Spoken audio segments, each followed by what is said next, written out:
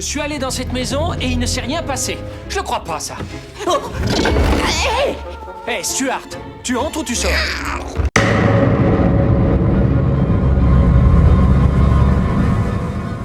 Sorti en 1996, Fantôme contre Fantôme est un film de Peter Jackson qui mélange habilement horreur, comédie et thriller surnaturel. Avec Michael J. Fox dans le rôle principal, le film offre une intrigue captivante et des effets spéciaux innovants pour l'époque. L'idée de Fantôme contre Fantôme naît au début des années 90, lorsque Peter Jackson et sa partenaire Fran Walsh développent un scénario pour Universal. C'est après le succès de son film d'horreur Branded en 1992 que Robert Zemeckis, réalisateur de Retour vers le futur et producteur à Hollywood, a remarqué Peter Jackson et qui le charge d'écrire un scénario pour un autre film d'horreur. Après le succès critique de Créatures célestes en 1994, qui leur a valu une nomination aux Oscars, le couple se voit offrir l'opportunité de créer un projet plus ambitieux. Le scénario s'inspire des films d'horreur classiques tout en intégrant des éléments de comédie, une marque de fabrique du style de Jackson. Universal donne son feu vert au projet avec l'idée de le sortir pour l'été 1996. Veta Digital, la société d'effets spéciaux cofondée par Jackson, est mise à contribution pour produire des effets numériques révolutionnaires, marquant ainsi une étape importante dans l'évolution du studio. L'équipe de production décide de tourner le film en Nouvelle-Zélande, un choix stratégique qui permet à Jackson de travailler dans un environnement familier tout en maîtrisant les coûts de production. Ce tournage marque un tournant dans l'industrie cinématographique néo-zélandaise qui gagnera en visibilité grâce à ce film et aux œuvres futures de Jackson. Jackson et Walsh s'inspirent des serial killers, notamment Charles Starkweather qui a inspiré le personnage du tueur Johnny Bartlett. Il s'inspire également du paranormal et des films de fantômes comme SOS Fantôme, de l'humour noir et du grotesque, caractéristiques des premiers films de Jackson.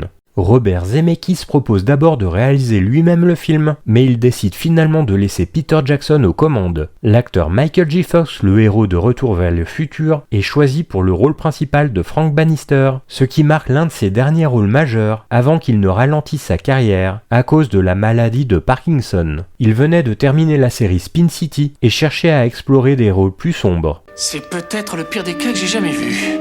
Oh oui, c'est grave. Oh, alors là, monsieur, dame, je peux faire une évacuation, mais ça va pas être bon marché, hein. Seulement, je vous fais 6 mois de garantie. Combien? Frank Bannister est un escroc qui prétend exorciser les maisons hantées, sauf qu'il collabore en réalité avec de vrais fantômes. Après un accident tragique, Frank a acquis la capacité de voir les esprits et s'est associé avec 3 fantômes farceurs pour monter une arnaque. Mais la situation prend un tournant sinistre lorsqu'une mystérieuse entité spectrale commence à tuer les habitants de la ville en laissant un chiffre gravé sur leur front. Frank devient alors le principal suspect et doit affronter ce spectre maléfique pour prouver son innocence. Avec l'aide d'une jeune veuve Lucy et de ses amis fantômes, il se lance dans une course contre la montre pour arrêter le véritable coupable, un esprit meurtrier qui perpétue ses crimes d'outre-tombe. Le tournage du film s'est déroulé en Nouvelle-Zélande, dans la ville de Littleton et ses environs, qui ont servi de décor pour la petite ville américaine fictive du film. Peter Jackson a choisi ce lieu pour son ambiance pittoresque et son côté intemporel, renforçant ainsi l'atmosphère étrange du film. Michael J. Fox, souffrant déjà des premiers symptômes de la maladie de Parkinson, s'est néanmoins investi pleinement dans le rôle. Il a avoué plus tard avoir eu des difficultés à exécuter certaines scènes d'action en raison de ses tremblements. Malgré cela, son professionnalisme a impressionné toute l'équipe. L'un des aspects les plus marquants du tournage est l'attention portée aux détails par Jackson. Par exemple, l'équipe a minutieusement construit la maison de Frank Bannister sur une colline pour accentuer l'effet d'isolement et de malaise. Une autre anecdote intéressante concerne Jeffrey Combs, qui joue l'agent Milton Dammers. Son personnage excentrique et paranoïaque a été inspiré par plusieurs agents du FBI ayant infiltré des sectes et des organisations secrètes. Combs a intensifié cette excentricité en refusant de cligner des yeux dans plusieurs scènes, rendant son personnage encore plus perturbant.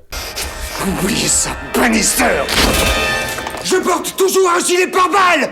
Le film se distingue par l'utilisation avancée des effets spéciaux numériques, une prouesse pour l'époque. Veta Digital a développé de nombreuses techniques novatrices pour donner vie aux fantômes et aux entités surnaturelles. L'un des défis majeurs a été de rendre les fantômes semi-translucides et interactifs avec le monde réel. Pour cela, les acteurs jouent les spectres et ont souvent été filmés séparément sur fond bleu, puis intégrés numériquement dans les décors. Les mouvements des personnages spectrales ont été ajustés pour donner une sensation d'apesanteur et d'irréalité. Le Grim Reaper, la sinistre faucheuse qui terrorise la ville, a été conçu en images de synthèse, une prouesse pour l'époque. Son apparence menaçante et sa rapidité de mouvement ont nécessité des innovations en animation 3D. Peter Jackson a insisté pour que la créature ait une présence physique crédible, d'où l'intégration soignée des ombres et des textures réalistes. Les effets de distorsion et de transformation des décors, notamment dans la scène où les murs semblent prendre vie, ont été inspirés par des films comme L'Exorciste et Poltergeist. Ces séquences ont été réalisées grâce à une combinaison d'effets pratiques et numériques repoussant les limites de la technologie disponible en 1996. L'un des moments les plus impressionnants du film reste la scène où Frank Bannister entre littéralement dans le monde des morts. Pour la concevoir, Weta Digital a utilisé des animations 3D avancées pour représenter l'au-delà, créant un espace fluide et dynamique qui donne l'impression d'une dimension alternative en perpétuel mouvement.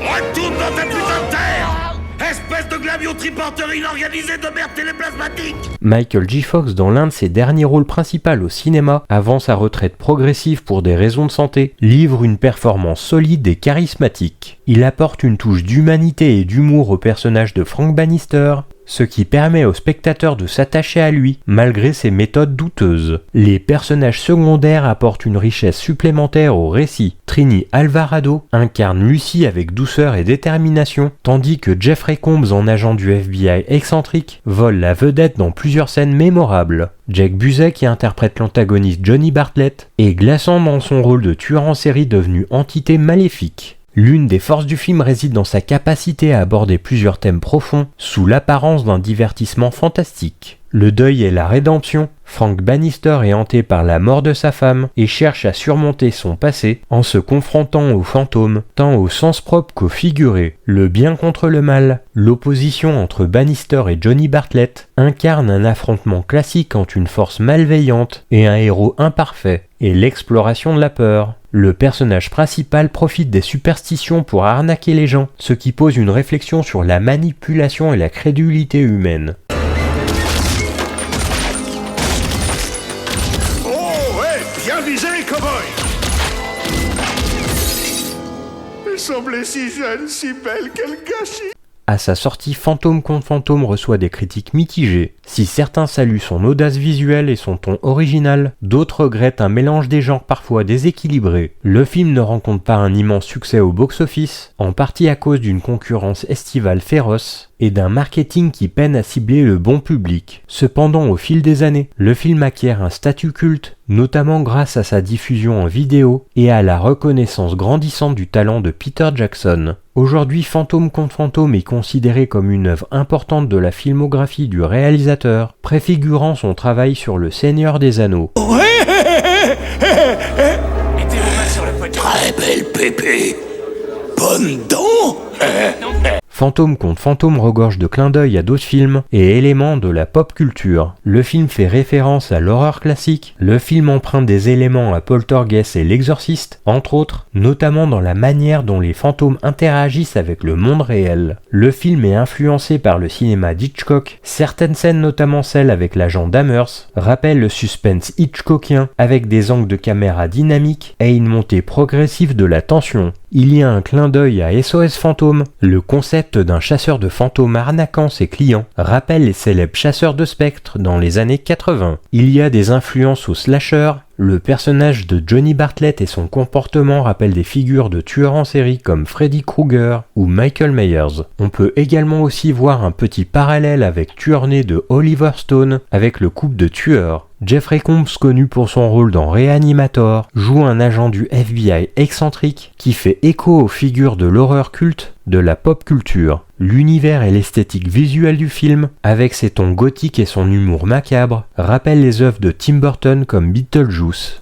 Bien que le film n'ait pas été un énorme succès au box-office, il a influencé de nombreux films ultérieurs mélangeant horreur et comédie, et il a contribué à populariser l'utilisation des effets numériques avancés dans les productions fantastiques. Fantôme contre Fantôme est un film audacieux qui mélange plusieurs genres avec une grande inventivité. Malgré un accueil initial mitigé, il s'impose comme une œuvre culte, appréciée pour son humour noir, ses effets spéciaux novateurs et la performance attachante de Michael J. Fox. La maîtrise de Peter Jackson en tant que réalisateur transparaît déjà, annonçant ses futurs chefs-d'œuvre. Une redécouverte s'impose pour tous les amateurs de films fantastiques et d'épouvante, teintés de comédie.